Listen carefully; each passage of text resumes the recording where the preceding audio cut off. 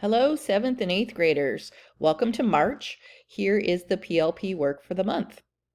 So let's look down here at March, and we are focusing on the transferable skill, innovative thinking. So our work is to do this problem-solving activity, and then we're going to fill out this innovative thinking evidence sheet and then link that into our transferable skills portfolio section of our PLP. So let's look more closely at this problem-solving activity. So we're going to go through and read about innovative thinking and learn about the steps of problem solving.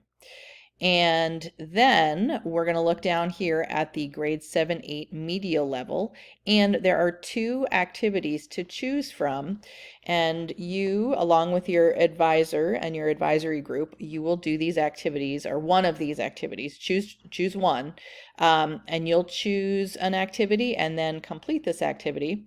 And then once you've done that, you can go ahead and open up this innovative thinking evidence sheet. And here's where we're going to reflect on that process.